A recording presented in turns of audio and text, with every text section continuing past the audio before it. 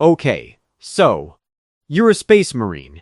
You've dedicated centuries of your life to a god emperor who may or may not be a rotting corpse on a golden toilet. You've killed aliens, heretics, demons, probably some civilians. We don't talk about that. You are, by every measurable metric, built different. And then, you take one bad hit, and they put you in the box. Let's establish the facts before I have a breakdown about them. A Hellbrute is what happens when a Chaos Space Marine gets so catastrophically wounded that the only way to save them is to entomb their mangled body inside a walking sarcophagus of fused metal and daemon-touched machinery. It's a dreadnought, for those uninitiated, basically a giant armored coffin mech, except instead of being a venerated war hero sleeping peacefully between battles, the poor soul inside a Hellbrute is awake, all the time, perpetually. In agony, the metal fuses to their flesh. The machine develops a personality, and not a fun one. Not quirky robot companion, more like ancient malevolent entity that hates everything including you, especially you. The pilot cannot sleep, cannot dream, cannot escape. They just exist inside this thing, screaming, probably, and piloting a walking weapon of mass destruction, powered partly by their own suffering.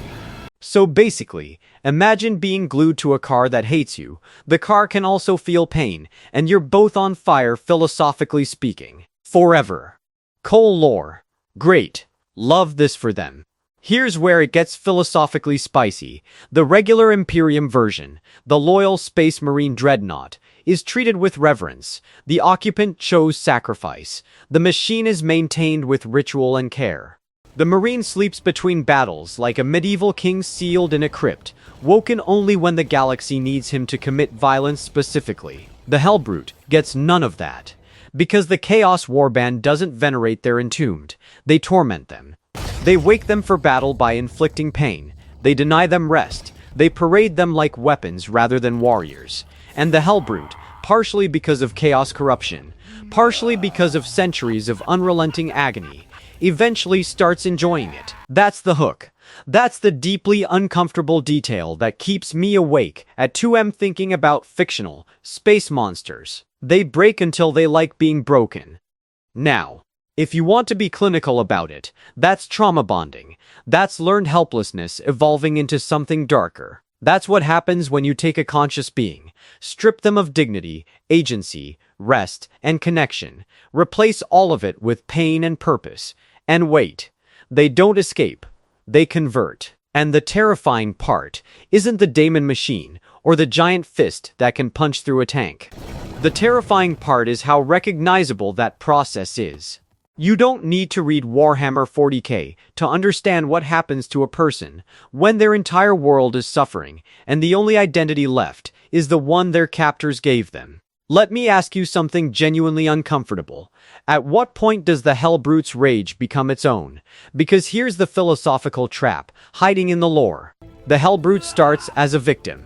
Clearly, unambiguously, they didn't choose the box. Nobody chooses the box, but after decades, centuries, of existing inside the machine, screaming and killing, and being rewarded with stimulation only through violence, the Hellbrute's hatred becomes authentic. It's not performed. It's not enforced. It genuinely, sincerely wants to destroy things. So is it still a victim?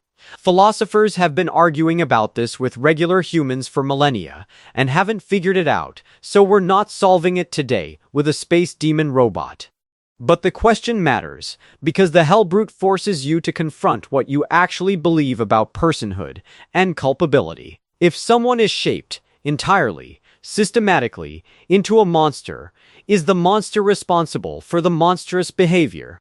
Every extremist radicalization pipeline, every cult that isolates members until the ideology becomes identity, every system that takes a person and over time, with enough pressure, produces something unrecognizable.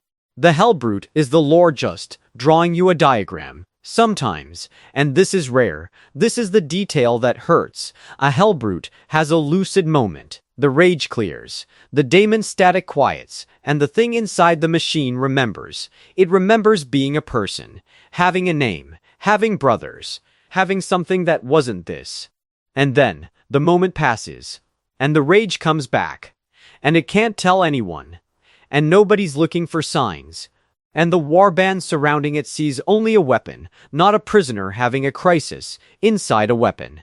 That's not horror. That's not even tragedy in the dramatic sense. That's just grief. The specific, quiet grief of being aware enough to understand your own situation and completely powerless to change it. The kind of grief that has no audience and no resolution. The Chaos Space Marines around the Hellbrute don't notice or don't care.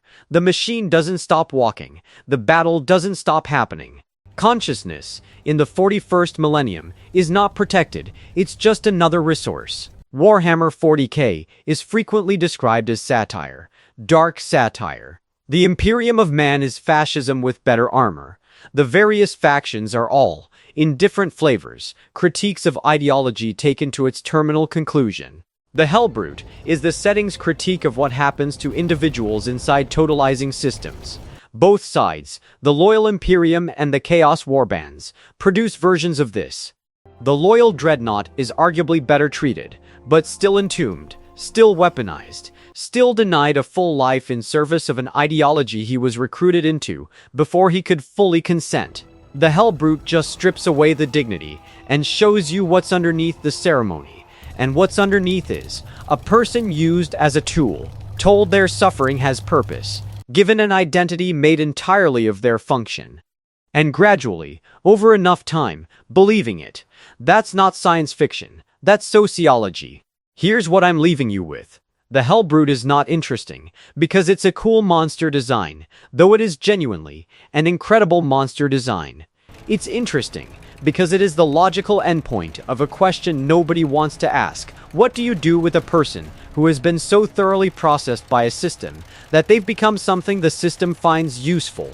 The answer, in the lore is, you point them at the enemy and try not to be nearby when they explode. The answer, in real life, is something we're still fumbling toward. You came here for Chaos Space Marine lore. And look, congratulations, you got it.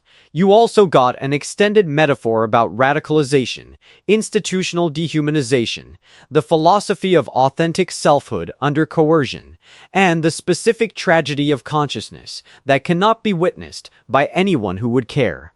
The box, as it turns out, is everywhere. Go touch grass.